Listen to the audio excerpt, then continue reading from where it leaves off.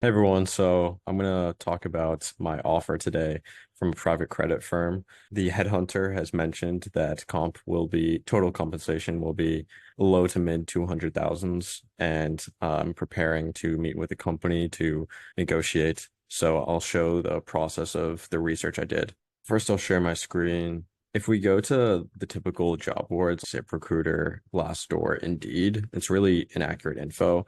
These finance positions are very specific. And this is, for example, showing 42K, 3K, which I just know from experience that this is just the wrong information that they're using. So that just takes some time, but I know that's just incorrect. Same for Glassdoor. 118 might be a base salary, but because these positions are typically like an associate in private credit is after 2 years of investment banking. So it wouldn't make much sense for this to be total comp. This would have to be like base at the high end. But this sort of information is just incorrect that it's showing right now. This might be accurate, but even then it seems low for Blackstone. But yeah, like 67K, that's just not right. Same with if we go to Indeed and we click, for example, Selby Jennings, they're a headhunter for financial positions, so it seems reliable. Most of the things I was searching for, it's going to include a lot of bad quality data. This might be accurate, still seems low, but this is just bad data that I wouldn't want to include in my negotiations because it's just bringing down the average from bad salaries that aren't actually relevant. I already have this tab open, but yeah, even at Selby Jennings itself, that's not accurate. This is like a total comp number that would be realistic. Also, when I search, yeah, NCS and Selby Jennings, I'm not sure NCS, but let's see. This one, 421 to 20K. So huge range again. You got a bunch of bad data points. The 421 could actually be accurate towards the higher end, but the 20K just isn't. So I don't want to really be using these for my negotiations because it just has just incorrect figures that I don't want to be bringing down my average. So what I am going to go to is Wall Street Oasis. For example, there's a thread for 2022 private credit year-end comp. Same thing for 2021. This one doesn't have too much good info. There's a few data points, but for example, look, this one is promoted to senior associate, and then this is their information. So this was presumably an associate two position because this was their numbers, and then they were promoted to senior associate after. I got most of my data points from 2021, as long as it's after 2020, which was when during the pandemic, finance salaries increased because hours were pretty bad. Inflation eventually got bad too. So there's just a lot of push from the industry and salaries increased. So as long as it's after 2020, it's reliable in terms, or it's relevant from a timing perspective. But yeah, there's going to be people commenting different things here, but for example, someone accepted the offer for 90K base and 40% bonus target. So some of them, they haven't got the bonus yet, but they have basically a target bonus that they've been led to. This one's an associate one, 150K base, target bonus 100%. Some of these data points have specific bonus, like this person said, okay, this is a BDC, so it's not private credit. This is not relevant either. So diversified private credit, good data points. So this is total comp, associate one, 250K. So basically, I just put all these data points into an Excel. So let me share that. Like I mentioned, there's data points for analyst, analyst two, and then different levels of associate, but I just want the first associate, which can be zero or one. Like this is one for associate zero, and then this is associate one. That title, I believe, came about because a lot of the industry initially did 3 years for analyst in banking, for example. And then eventually it became 2 years as an analyst. And then I guess they didn't want the associates to be on the same level who were on their third year, to be on the same level as associate ones who were on their fourth year and had done their third analyst year. Maybe it's because there's like a stub period because as an analyst graduating college, you join in summer and then you get your bonus at the end of summer and you're promoted to your next role. But at the end of your analyst two year, essentially there's a few month period up until December, end of December/January, where you're like a stub associate and then you become like an associate with a year end starting like a year starting January 1st going to December 31st. And then from all seniority positions above, it follows that same time cycle where bonuses are paid and year end reviews, etc. Yeah, these are the data points I want to look at, and some of them include just total comp numbers here. Coincidence that it just happened to be the second data point on these as well.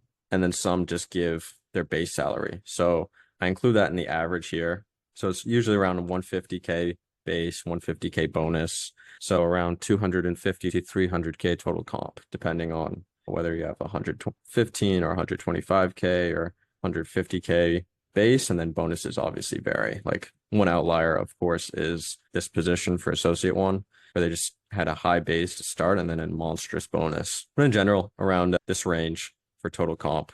Now let's go to another data point I'm going to use, which is this LitCap buy side comp survey. This is actually something I found on Wall Street Oasis too, where they had a Google Doc where it had all this information. And then in order to add your own, you can click the form and I guess someone will vet it to make sure it's accurate and whatnot. So I downloaded this. It says as of November 2021, which again, that's relevant from timing perspective, but I'm not sure if that's when they started this and then later added in data points after. But either way, what I filtered for is things that are relevant to private credit, long credit, ABS, high yield debt, credit high yield loans, credit fund.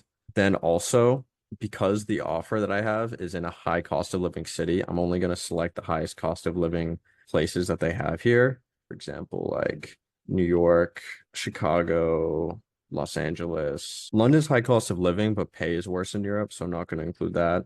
Yeah, I'll just include those for now. And I'm not even sure if LA counts, but basically the salary positions that they have. So you notice in the last file, sometimes this happens. Zooming in and zooming back in usually fixes this problem where you click on a cell and it clicks on a different cell. So in the last file, I was just looking at associate one, but here I'm going to click associate two. The reason is because a lot of people will fill this in when they get, say, their offer for an associate one position, so they don't know their bonus. But total comp is really the important figure. So what I'm going to do is click associate two, and that way I have the most recent bonus as well as the prior base salary, right? I don't need their updated base. So this prior base is off associate one, and then the bonus is off associate one too. So it's counterintuitive, but you'll see the total comp here is 248 compared to around the 287 that was in the other file. So either way, again, that 250 to 300K range for total comp seems reasonable. Basically, my offer, the headhunters guided towards low to mid 200s. So basically, I'll just go to them and say, hey, based on the market research I had, one accumulation of data that I had for associate positions in private credit showed a 248K total comp, another 287. So given that they mentioned that this job will be my life, the hours will be heavy because the industry and the firm is going through a lot of change over the next 2 years, I'll say I would hope that given it's at a time of high growth and the hours will be demanding, that I would hope that it would be at least a minimum within average market range, if not hopefully higher. But from what I've heard, it seems it's going to be on the lower end. And basically see how they respond to that. And if they say, yeah, we'll see if we can go higher, then that'll be great. But if they say, sorry, this is what we have, and we'd love to have you join if this is okay with you. And either way, I'm going to accept if that's all the only offer I have, because after I quit, a lot of firms, they are more skeptic of hiring me, even though I feel like I'm intelligent and performing well in interviews. They just see me as a greater risk, and some even trying to cancel interviews midway when they find out I left my last job and I'm traveling. I'm going to be forced to take something. I do have another private equity firm, also in a high cost of living city that I'm waiting to hear back from, which the headhunter for that position guided me towards 180 to 220K total comp. But given I have this other offer that's probably around 220, which I'll find out soon the exact figures, I'll probably be able to negotiate to get the private equity firm to commit to the higher end range of that salary expectation. But the difference is the private equity firm said they're one of the best work-life balances in the industry. They like going to the beach and going golfing together, etc. Given those two options, it seems like the one with basically, if I can get that 220 pay and then have better work-life balance, it just seems like a better opportunity. So that's how I'm looking at things right now. Keep you all updated on any decisions I make and how it goes from there. But yeah, I'm basically just going to use these two data points to negotiate. Another thing you can look at is h1bdata.info. Any company that hires internationally, like international people in the US that have to apply for H1B visa, they have to disclose the salary. So you can basically just search up, like, there's filters for the company, there's filters for the position title, there's filters for the year that you want the data for. And I didn't use it for this because this is like a small firm, right? So they won't have any data. If I go to some of the larger firms like Apollo, Ares, etc., they also have associate positions that are for private equity. So I didn't want to mix that in. And then they also have associate one, two, three, etc., which that data for H-1B might not specify which level of associate they are. And in addition, I think it's only just base salaries too. So it can be useful for a general gauge, but for this, where I'm going to be using exact figures for negotiating, I don't want to be using that. The data just isn't strong enough for me. I could find exact firms that only operate in private credit, but that's a little time consuming to go through that exercise where I already have pretty accessible data.